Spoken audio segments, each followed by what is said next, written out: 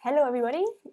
Welcome to this virtual roundtable discussion on US trade policy in the Asia-Pacific region and what priorities for the next US administration. My name is Marianne Schneider-Petzinger. I'm a senior research fellow in the US and Americas program at Chatham House and delighted to chair this tremendous session today. It will be on the record and part of our Chatham House Global Trade Policy Forum. We launched this initiative at the beginning of the year, and wow, what a couple of months and year really it has been. A lot has changed. It's, I think, really timely to look ahead to the next year and beyond on what priorities US trade policy might bring, and particularly also with regards to one of the key drivers of global economic growth and the dynamics in the Asia-Pacific region. Again, we couldn't be doing this without the support of our partners, in particular AIG as the founding partner of the Chatham House Global Trade Policy Forum, but also EY, Diageo, and Clifford Chance. Now, as we're looking ahead to January and President-elect Biden assuming the presidency, he will find an Asia-Pacific region that is very, very different from the one of 4 years ago. Again, the Asia-Pacific region has grown tremendously economically, politically. It's a very different environment. We've had 4 years of US-China trade tensions that have left a mark, that have also drawn in US allies into the crossfire. We have seen a concern about China's economic model that have only intensified, and those concerns are not going to go away under a Biden administration.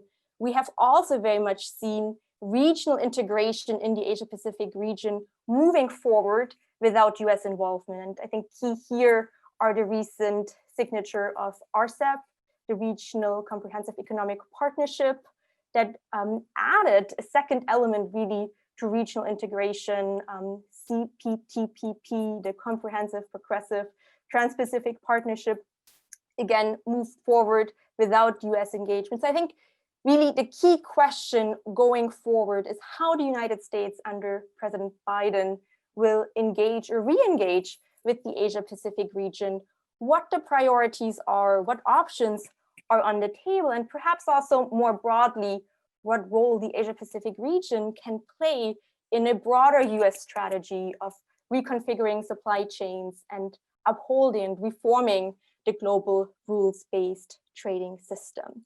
So lots of questions, and I hope that our 2 stellar panelists will shed light on some of those. I'm joined by Wendy Cutler and Vizuki Shastri.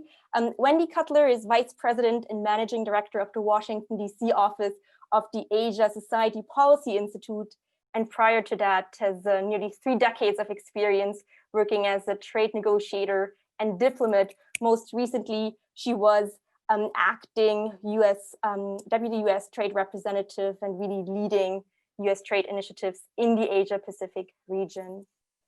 Vizuki Shastri is an associate fellow with the Asia-Pacific program at Chatham House, and prior to that was the global head of public affairs and sustainability at Standard Chartered Bank. He early in his career served multiple years at the IMF, and really his research focuses on Asia-Pacific economic and financial integration. So really 2 tremendous people with lots of insights. And without further delay, Wendy, let me turn it over to you. I mean, what do you think are the priorities for President Biden and his team for trade more broadly? Again, given very much that he has stressed the key priorities are going to be domestic. And perhaps what role could the Asia-Pacific region play in that? Is there any prospects, again, for reviving TPP, the Trans-Pacific Partnership, or what options really are there for the US re-engaging with some of the countries in the critical region? Well, thank you very much, Marianne. As you mentioned, so much has gone on in the trade space over the past few years. There's lots to talk about. But first, let me just thank the Chatham House for inviting me, and I'm really looking forward to this discussion today, my morning. When you mentioned some changes in the Asia Pacific over the past 4 years, and I really believe that when the Biden team comes on board, they are going to see a different Asia.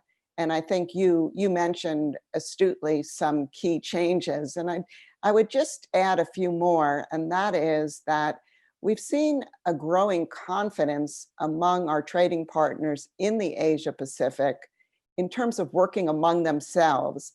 I think in the beginning, particularly when the United States withdrew from the TPP, there was, the reaction among the other TPP countries was they were almost at a loss. They didn't know what to do, and they didn't think that they could go ahead without us. But that changed over the coming months. And in fact, under Japan's leadership, they did conclude the CPTPP.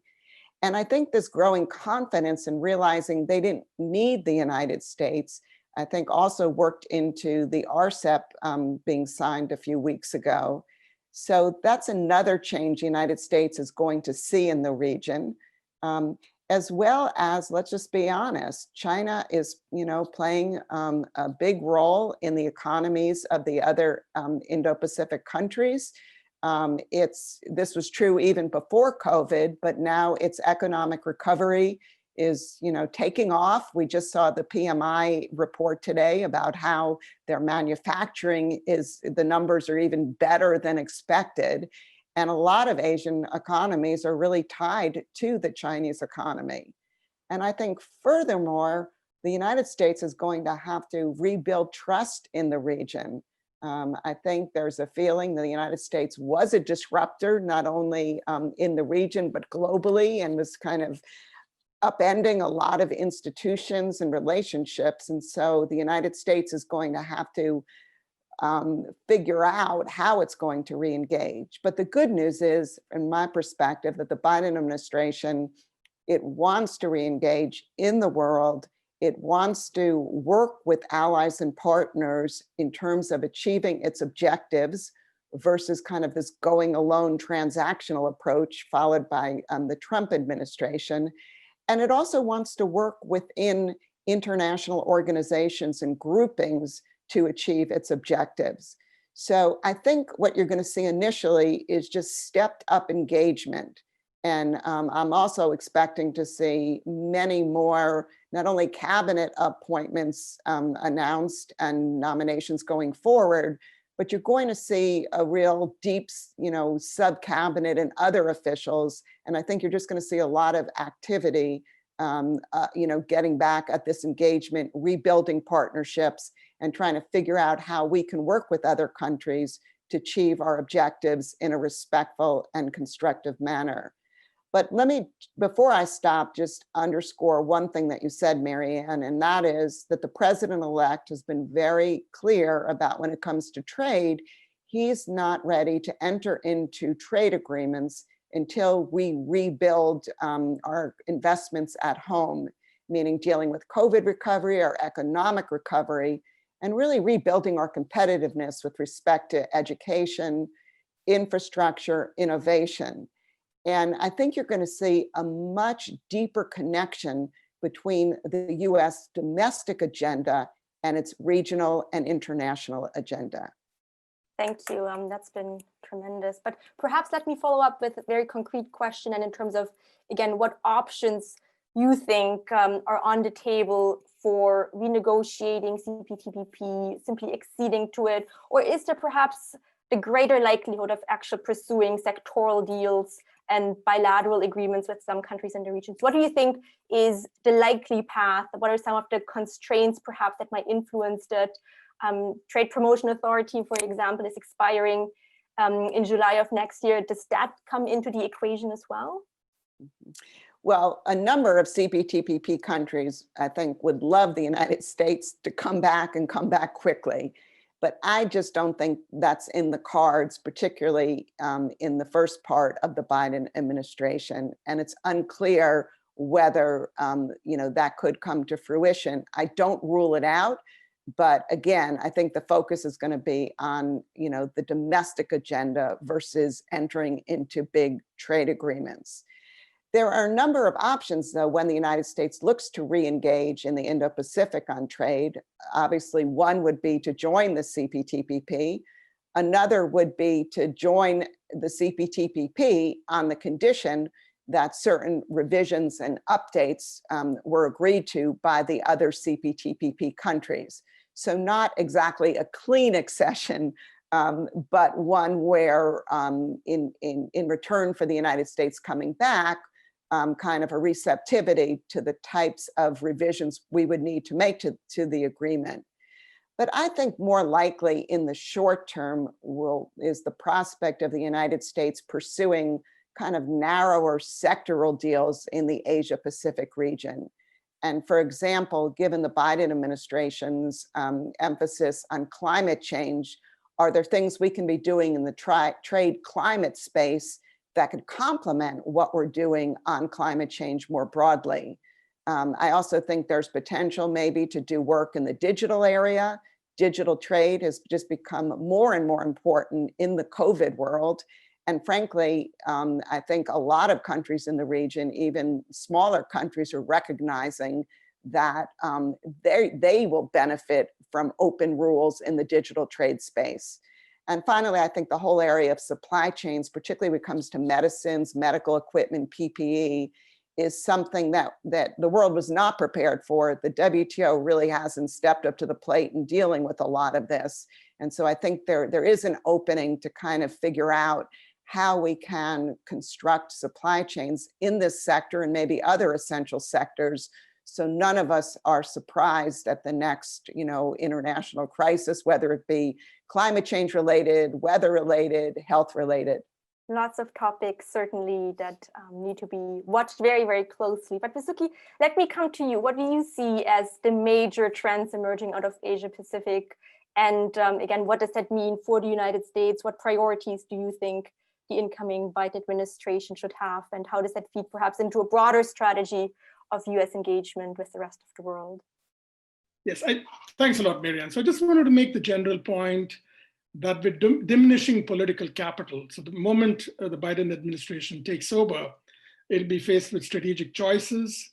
I think on trade and investment, there will be diminishing political capital.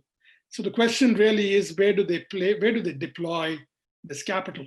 And I think Asia will benefit greatly from a Biden administration reaffirming support to the WTO. The WTO is in this incredible situation now where you almost have a new director general and the US has blocked that appointment.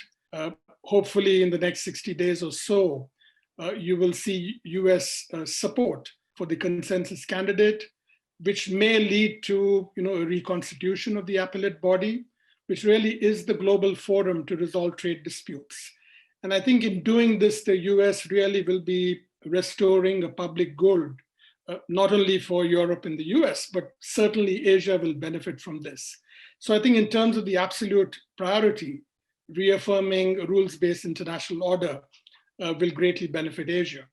There's a question, obviously, of lack of political support at home, not only in the US, but we've seen in many countries in Asia, trade is not exactly the most popular thing that people would like to support. So, how do political leaders really build public support at this time? We need to bring back the notion of trade adjustment. There's this magical notion in the 1990s that you sign FTAs and somehow workers are able to reskill or upskill and find jobs. And the big lesson from the last few decades is that simply does not happen. So if the US wants to pursue new age FTAs, certainly that is going to be front and center. And the core US issues which have emerged from USMCA, intellectual capital, all things data and digital, certainly environmental and labor standards, bringing that back to the table. And you will immediately see why it is so difficult for the US to accede to the existing CPTPP, right? So you really have to consider how the US can embed these principles into very loose agreements with Asia, because I think the US will need to build alliances with many countries in the Asia Pacific if it wants to meet the goal of a multilateral rules-based order. And in doing so, is there scope for some kind of agreement? I'm amused with when the RCEP was signed, There was a lot of cynicism that, this is a 1990s style free trade agreement. This is all about limited market access. This is all about tariffs.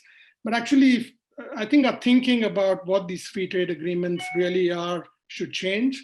The way I see it, both RCEP and CPTPP are like platforms. They're like tech platforms, like Google and Facebook. They're a very, very, very useful and constructive way of bringing countries together to discuss emerging and evolving trade challenges. And in that sense, the issue of reconfiguring supply chains, the issue of making supply chains more resilient. China certainly, I think, will have a conversation on these issues with RCEP members. Japan will probably lead that conversation in CPTPP. So the strategic question for the Biden administration really is, how does it embed its for a notional Indo-Pacific FTA without the actual FTA being signed in the near future? Final point really that, our focus really has been on US-China trade tensions over the last 2 years, but Asia is literally brimming over with trade wars as we speak. So you've got this incredible spectacle of Australian ships loaded up with iron ore and coal at China, waiting for berths at Chinese harbors. This brings up imagery of the 19th century, not the 21st century. You've seen India-China trade action mainly on the Indian side because of the border tensions that the two countries have had. And let's not forget that before the pandemic, Korea and Japan were involved in an incredible dispute centered on World War II and Japan colonial atrocities, which Korea felt that Japan was not addressing, but it manifested itself in a classic trade war. So I think the US has an opportunity here, whether or not it signs on to CPTPP, to help in calming these tensions, in really rallying and organizing Asia Pacific to a multilateral rules-based order, to focus on these new age issues that are highlighted. And, in many ways, signing on to an FTA, I think very soon that'll become a very, very old notion, because the kind of challenges that we are facing really requires a global consensus. I think was a very strong note to end on, the global consensus that really is required. And I think on that note, let me open it up to the participants. Would encourage you all to use the raise hand function at the bottom of your screen if you would like to raise a question, make an intervention, and I'll call you in, and hopefully you can unmute yourself and ask your question directly. If you don't want to do that, please feel free to also type in your question and I'll read it out. But again, ideally, we'd like to hear from all of you directly. But before we do that, Visuki, perhaps one quick question, particularly that came out of RCEP, because India critically did not join RCEP ultimately, and is also not part of the negotiations around e-commerce and the initiative there that was launched by 80 members of the World Trade Organization. So what do you make of India's role, and what, I guess, strategy could the US pursue to engage more closely with the country going forward? Yeah, I think India, the domestic political support for any kind of trade has always been limited. And India has signed on to several trade treaties, several multilateral, bilateral trade agreements. After, it's very much like EU-UK style negotiations, which, drags on for a period of time, and India just ratifies at the last possible minute. And so from that sense, India's economy has slowed down, not only because of the pandemic, but this predates the pandemic. So maybe the Indian government will realize that trade and investment is one way to bring back growth. India used to be the fastest growing economy in the G20 not so long ago. Today, it's probably the slowest growing economy. The economy is going to shrink 15% this year. So you probably need a crisis, and India has always changed. India has always reformed at times of crisis. So this is probably an opportunity for the Indian government to focus attention on trade, to really look at, and Indian manufacturers, the general Indian consumer. I think the China-India border dispute has really poisoned relations for a generation. And that's going to take a long time. So India signing on to RCEP was an absolute no-no because China was the central player in that. So, I mean, I'm not going to hold my breath on India immediately turning pro-free trade. That's going to take a considerable amount of time, in my view. If I can just add on that, as someone who's worked in the trade field for many, many years, India's always been a challenge. And I couldn't agree more with Vasuki by saying that I think there's just a lot of potential there, but it's kind of unrealized potential. And frankly, India has played a less constructive role in the WTO and in other regional groupings than we would hope for, because I think they've so much to gain from opening and reforming their economy. I was not surprised that India ended up not being part of RCEP. I think if I were in the shoes of some of the other countries negotiating, I would have been a bit frustrated, because I think one of the reasons that negotiation went on for so long was trying to address concerns by Delhi, which at the end, they just couldn't be addressed. There was a lot of domestic opposition, and frankly, I think a lot of ambivalence about, opening the economy, and concern that the Chinese would come in and, outcompete Indian manufacturers and replace them. So I'm hopeful going forward that we can find ways to strengthen our economic relationship with India, but I think it's really going to be a longer haul, but something that is worthwhile putting resources into, as long as folks have realistic expectations. Great, thank you both. That was very, very helpful. We do have first a number of participants that would like to come in. David Henning, can I bring on you, please? And if you could very briefly identify yourself, even though many of us know you very closely. David Henning from the European Centre for International Political Economy.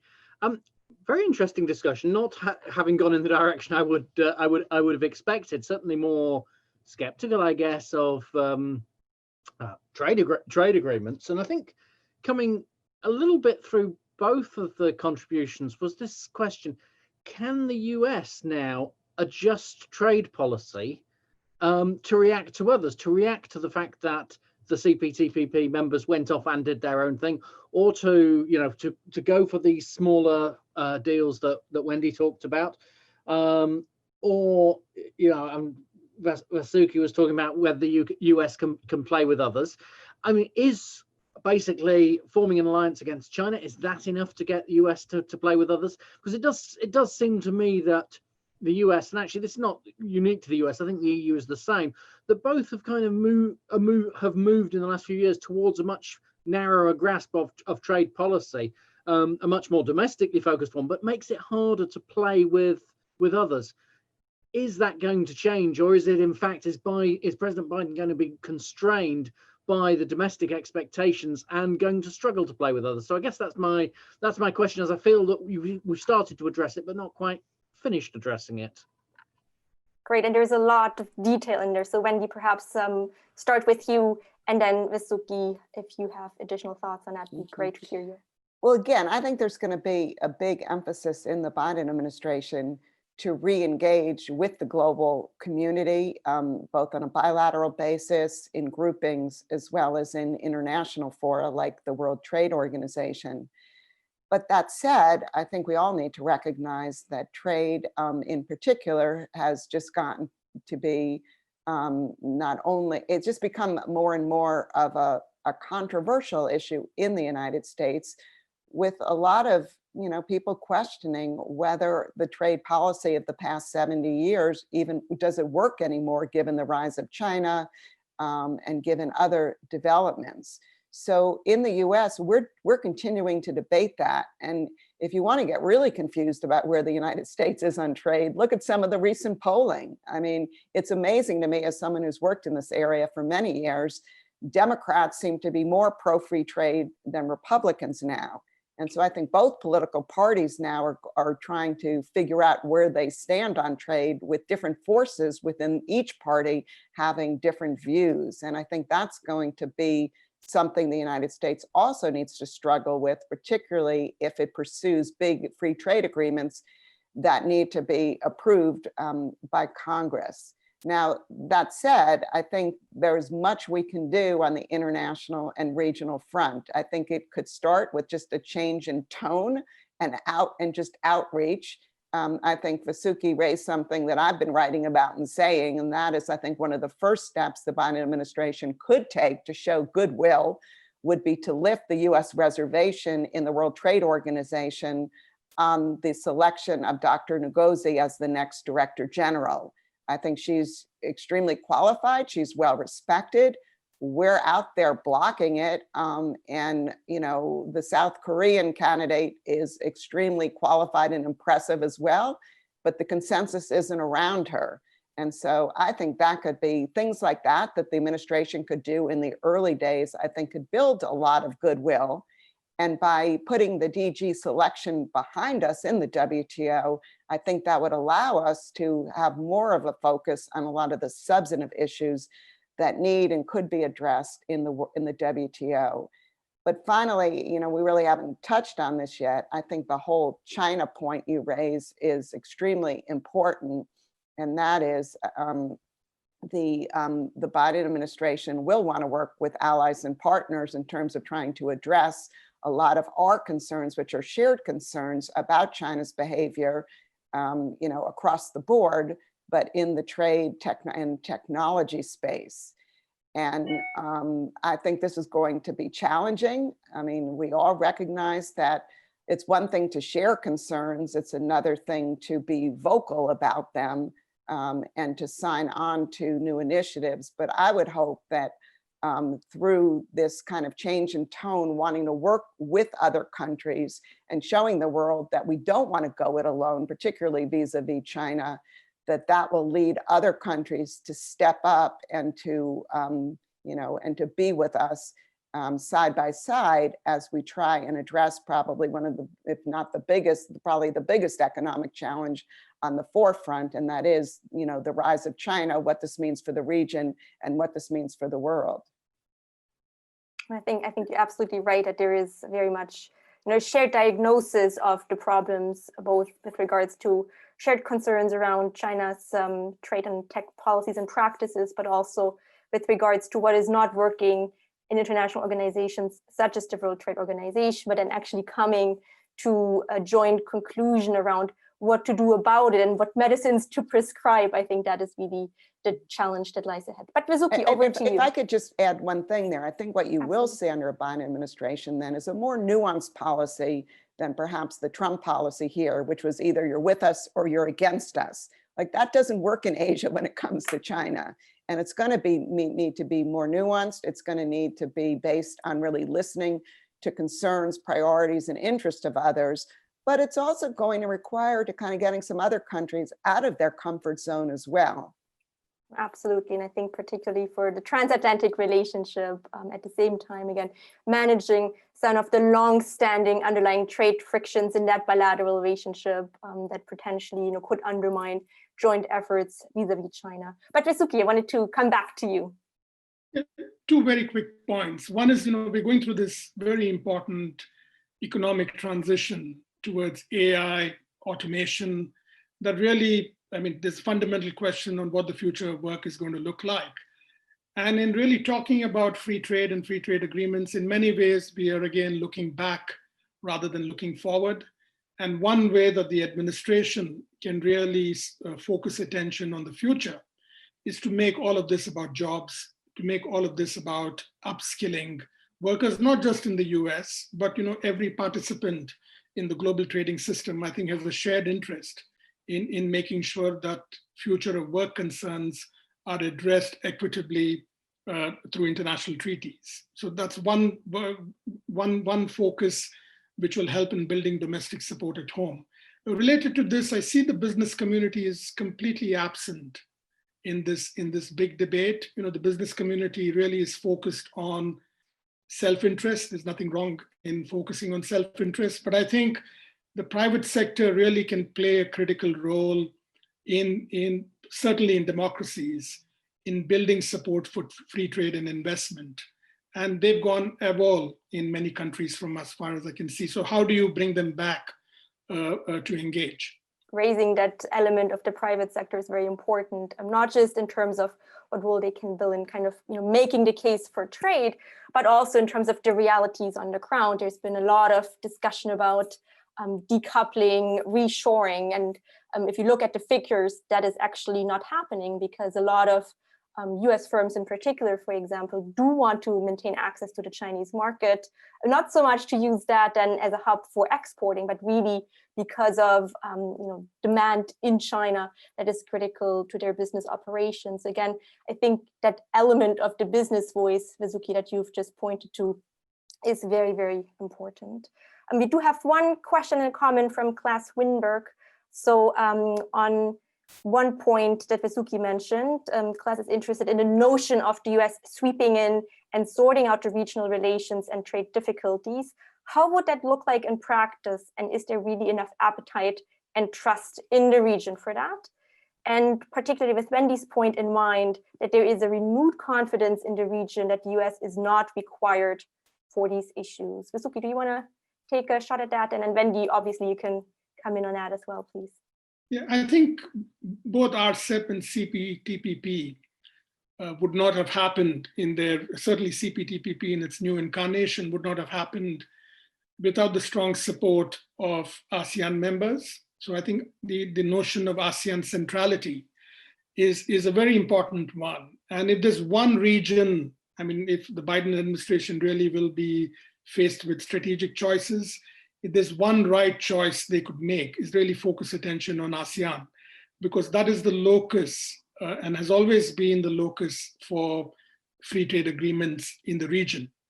And within that, and if you look at the trade disputes, the trade disputes, I mean, China, Australia, Korea, Japan, certainly on the Korea-Japan one, and certainly in drawing India wider into the free trade framework, I think the US can play a very influential role, an influential behind the scenes role. And if you speak to Asian policymakers, publicly they say they want to hedge, they don't want to take sides on the US-China with its strategic competitors or a new great game. But I think privately, all of them really welcome the fact that you have a new incoming administration, which very much sounds like administrations of the past in terms of building alliances and support. So probably you'll see, excluding China, many of the trade disputes that have surfaced in Asia in recent years will probably abate. You know, someone who's worked for a number of different transitions in the United States, it always seems in that first period, there is a bit of a honeymoon period in terms of resolving bilateral disputes in the trade front in particular. And I would hope this would transpire with respect to the EU in particular, where we have a number of really serious bilateral trade irritants, which if left unchecked, you know, could unfortunately affect our ability to work on the larger issues. But there are also other bilateral disputes, trade disputes we have with countries around the region. I mean, I know we've been working with India on a mini trade deal for like the past year or two that would restore GSP benefits to India in exchange for them moving on some key market access issues. So I would hope that there will be this like period of goodwill where some of these long-standing disputes can be resolved, particularly so we can work with other countries to focus on issues like China's impact in the global trading system, like WTO reform, like digital trade, but again, be more forward-looking, try and resolve the bilateral irritants, not let them stand in the way of really pursuing, you know, the pressing and emerging issues in the region and the world, some that Vasuki has mentioned already. One thing that you both touched upon, but perhaps you can dig down a bit deeper on, is that issue that countries in the Asia-Pacific region really, for the most part, don't want to take sides between the US and China.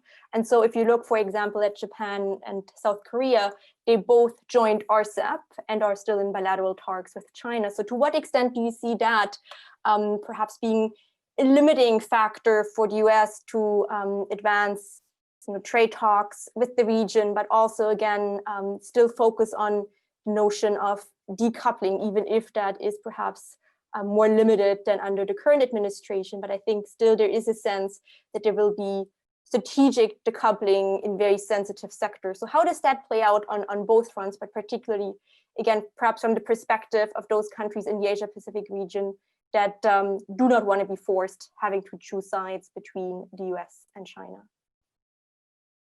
Well, and I think I'd get back to my earlier comment. I think that requires from the United States a more nuanced approach and a more kind of positive approach. Instead of, don't do this, let's do the following together.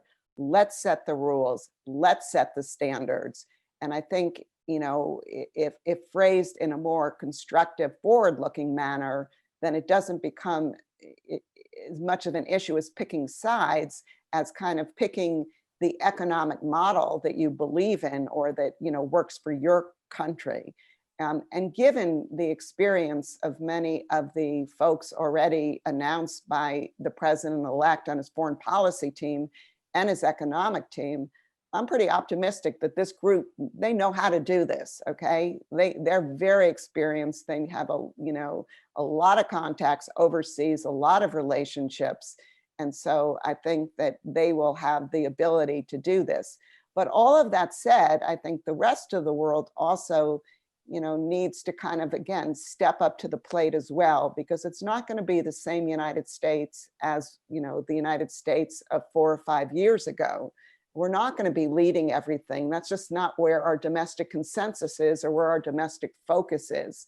So I think there is going to be a need for the rest of the world, not only to kind of welcome the United States back, but to view us as a partner, and particularly in those areas where certain countries have tried to fill the vacuum of US leadership. And here I'm thinking of many of these kind of middle income countries that I think they can play a really important role in taking some of the burden off the United States as well.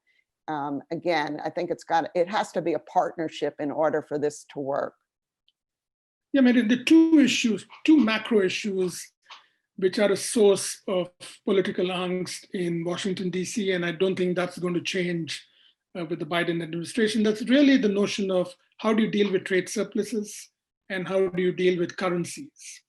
And I think Asia-Pacific countries really have, I think, a role here in this reset, because you've seen all the concern about Vietnam having tremendous trade surpluses now with the US, and the fact that its currency has depreciated or stayed steady over the past 2 years. So in reconfiguring supply chains, for example, you simply don't want to transplant the problems that the US has had with China, and that becomes a US Vietnam or a US Korea or a US Indonesia problem. So I think Asia really has a role here in trying to rebalance its trade relationship with the US. So, the old export-oriented business models, economic models, have probably finished the course. This is probably a time for rebalancing that, so that you're really helping in building public support, not only in your country, but also critically in the US, so that you don't have these trade disputes surface from time to time. I think we only have a limited capacity and stamina to go through another US-Japan dispute over beef imports, for example, right? So we all need to move on. And I think if we recognize the notion that the Asia-Pacific region is the world's most dynamic, Asia needs to be buying more, not only from the US, but from the rest of the world as well. A great addition, I think, really underlying issues around trade surpluses, currency. And again, that also brings in other international organizations, IMF, for example, the G20, and perhaps new and still to be explored for advancing some of those shared concerns. But wanted to bring in Dr. Leslie Vinjamuri, who's the director of the US and Americas program. Leslie. Yeah, thank you. I think this is really illuminating, and I appreciate a lot the comments. Not to beat a dead horse, but for those of us who I think are all of us who understand the great game of geopolitics is about the US and China and about America's ability to work through the multilaterals and all sorts of arrangements to maintain a presence and an influence in Asia, trade becomes derivative of this broader geopolitical game. So it's painful to watch America not be at the table in what looks like a region that used to be famous for being not multilateralized and now looks increasingly more multilateralized and regionalized. So I guess my question, is a little bit twofold. One is, it feels a little bit to me in all these conversations like and I know that this isn't the case with those people on the call and those people who are deeply expert, but in the broader conversation, it feels a little bit like we've all thrown in the towel and given up. Because what Trump did was he took a direction of travel which was anti-free trade, and he confirmed it and embedded it and mobilized it and invested it at every level of the United States, from Congress on down to people. And people, of course, are very aware of their interests in trade and easy to mobilize. So what is the game? What is the ground game for the Democrats and for the people that you know very well, I'm sure, and are connected to and part of in your work in the Democratic Party, when it comes to not only making the case for free trade, but making the case for just having a seat at the table, and that multilateral engagement isn't the same as free trade. It can be about negotiating fair trade. It can be about negotiating exceptions, which of course the United States has been famous for in multilaterals, negotiating exceptions for itself, to have a seat at the table, especially given your starting point, which was that so many people would love to see America back in CPTPP. Is there not a way to, bring business back into the game of supporting America's move into these multilaterals, bringing even those whose interests, or perhaps especially those whose interests are negatively impacted by some of the previous multilateral and regional trade agreements, to kind of say, look, these are the places where we need a seat at the table? I mean, have we really just given up on that? And is it possible that we're going to instead take some of those conversations to places where maybe they do or maybe they don't belong, like the Summit of Democracies, or other places where America is going to kind of lead and invest itself? And then final question I'm very curious about, what is China's thinking right now on the CPTPP? We know it was, antagonized before when it was being discussed, but where, how has that changed over the last several years? Is RCEP kind of, is everything okay now, or is the fact that America's not in, does that make it okay, or kind of where is that conversation? So let me start with a lot of questions there. For me, and just speaking as a longtime trade negotiator, one of my greatest frustrations was that constituents, and I don't mean including business, but labor, other civil society groups, they viewed trade agreements as the vehicle to address a lot of the economic problems in the United States. And I'm not saying, I think trade agreements do play a role here, but I also think the burden that was placed on trade agreements and the expectations among the American public were totally unrealistic. Trade agreements are not designed to address the question of income inequality. Now, we can argue that certain trade agreements have accelerated and contributed to income inequality. That's a valid point. But many of these concerns, frankly, need to be addressed through domestic measures. And that's why, frankly, I'm really heartened that the Biden administration is talking that game, because I think not only do we need to show our trading partners how strong we are, we've recovered from COVID, our economy's back on track, but we also need to get our act together on education, infrastructure, innovation, R&D spending, and frankly, we're falling behind the rest of the world. So in my view, if those issues can move forward on the domestic agenda, that would take, I think, a lot of pressure off trade agreements, and I think would give the US a freer hand in pursuing trade agreements. And so, that would just be, I think, a key point that I would share here. The other point I would share, I served on a task force that produced a report a few months ago called Foreign Policy in the Middle Class. And it looked at US foreign policy through the lens of the middle class in America. And we did a deep dives into certain US states, Ohio, Nebraska, and Colorado. And through these interviews with diverse populations within these states, I was heartened to hear that even if people had concerns about US trade policy or other US international specific policies, overall, they favored US engagement in the world. They weren't saying, close our borders, we don't need the rest of the world. So I'm pretty bullish on US engagement in the world. I think there is support for that, but I don't think it can be just one where we pick up where we were and we kind of ignore, what had been brought to the forefront during the Trump administration. I don't think it just showed up in the Trump administration.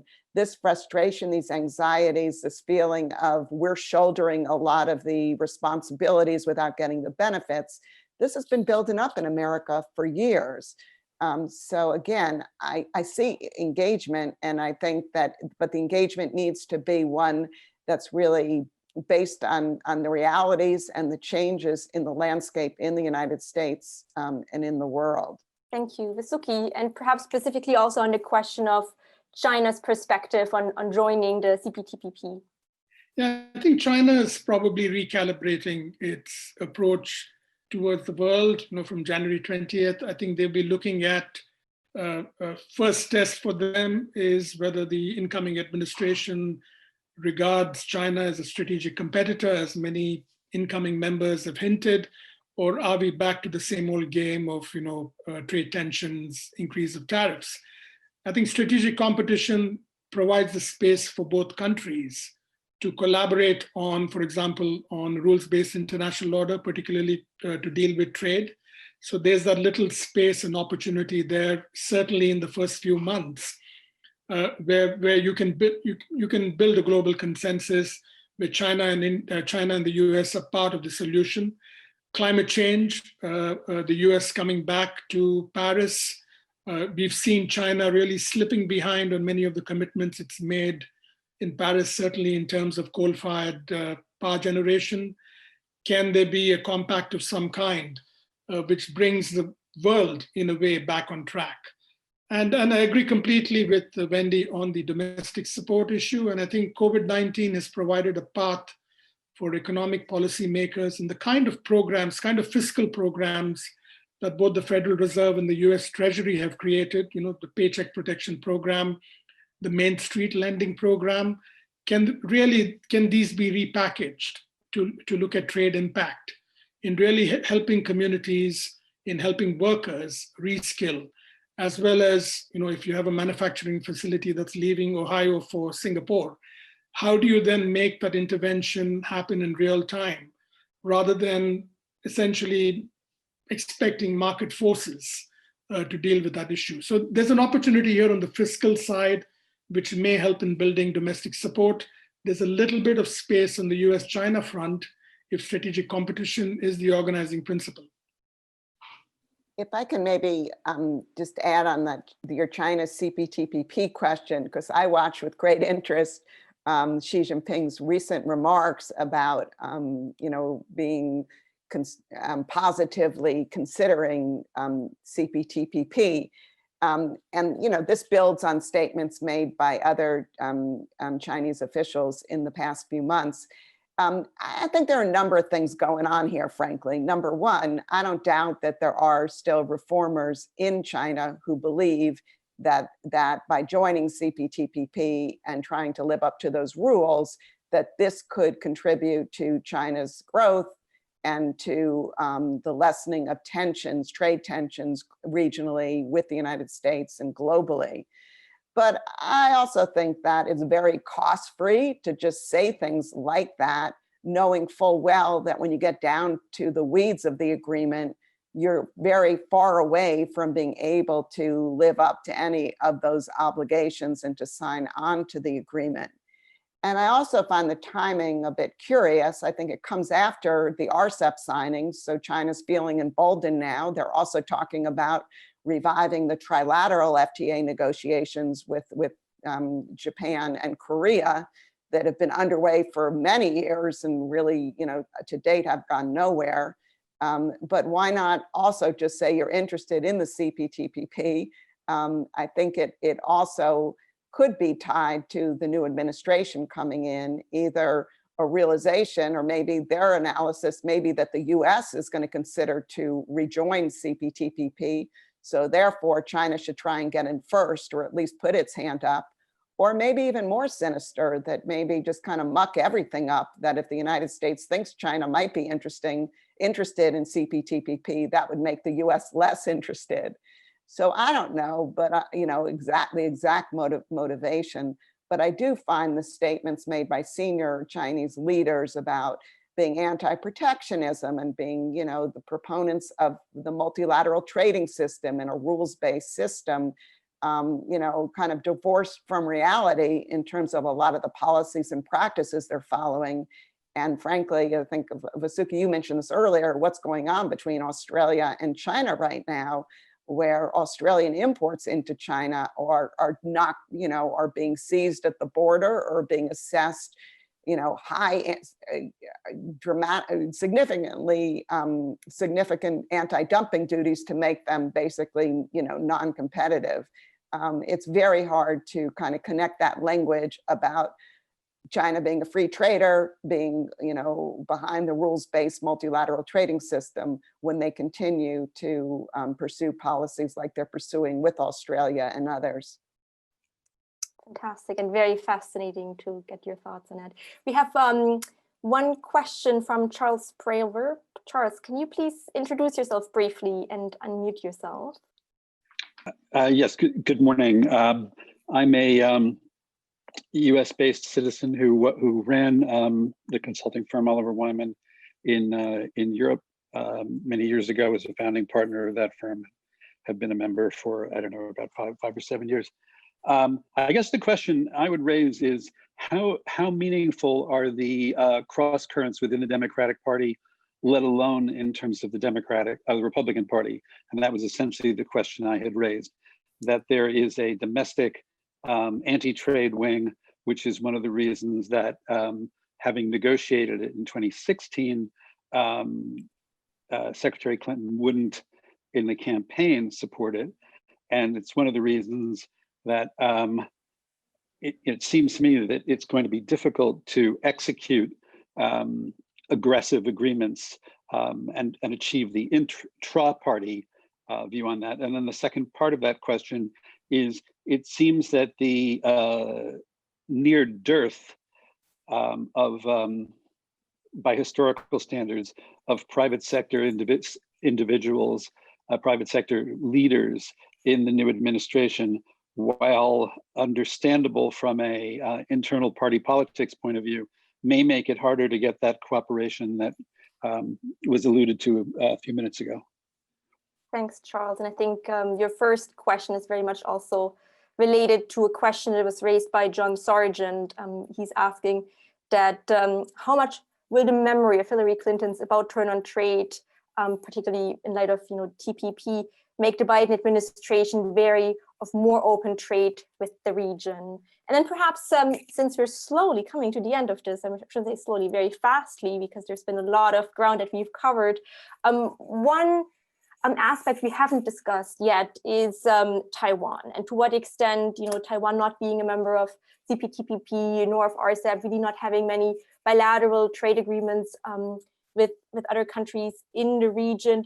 What does that mean in terms of ongoing tensions between the US and China for perhaps a free trade agreement between the United States and Taiwan going forward? Vasuki, why don't we start with you, and then Wendy, come to you with any final thoughts? Yeah, I think on Taiwan, whether or not Taiwan is part of this global trading framework, I think matters very little, because Taiwan is a technology powerhouse, and the fact that it is a major semiconductor manufacturer, for example, that immediately captured it in the US-China trade dispute. So I think Taiwan in the new tech areas, certainly where global trade will have an impact. I think Taiwan's voice will be very critical. And I think the fact that a major Taiwan semiconductor company, for example, is considering building a facility in the US signals that Taiwan is really positioning itself, that in the US-China trade dispute, it's blindingly clear which side Taiwan is tipping its hat towards. So I think, notwithstanding the fact that it's not part of regional trading arrangements, I think the world will make a mistake if it ignores Taiwan. So, it will have a seat at the high table, even if it's not formally recognized.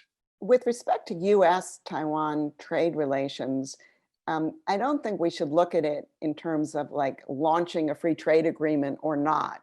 I think there's a lot you can do in between, either working on bilateral sectoral initiatives or working with Taiwan and other like-minded countries in issues like technology or supply chains, et cetera. So again, kind of a theme of our discussion this morning is that we shouldn't expect a Biden administration to be jumping into all these free trade FTA negotiations, and that frankly includes Taiwan as well. But that doesn't preclude finding ways and working on initiatives to strengthen relations between the United States and Taiwan. And I think we should be looking at areas where our interests overlap bilaterally, but also in the region and globally. And I would just, my final comment would be, and I think Charles really put his finger on it, not only is the Asian trade landscape changing, but the US trade landscape is changing as well. And the US political landscape on trade is really changing.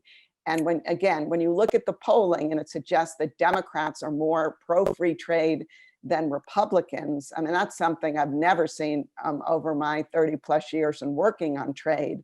I think both parties have factions within the party who are questioning a lot of the traditional positions of the party. And I think both parties need to sort themselves out with respect to how they're going to come together on trade. But I would just say for the Democratic Party, my parting thought would be, I think that a focus on the domestic agenda as we engage regionally and internationally is so critical if we are going to be active, constructive partners in the global and regional trading community going forward. Fantastic. Again, Asia-Pacific region has changed, but the US certainly has changed and will continue to change. And again, the key question is going forward, what does that new engagement look like? And I think what you both have achieved is to identify not only the key issues, but perhaps also to outline what a roadmap for the next administration could look like. And I'm sure we'll come back to those topics once we have more clarity on who's going to be the United States trade representative going forward. Wendy and Vasuki, thank you so much both for your insights, your comments, and everybody else around the virtual roundtable for your comments and questions. Thank you so much. And if you would like to unmute yourself and give a round of applause, we'd appreciate it. Thanks for joining us. Thank you.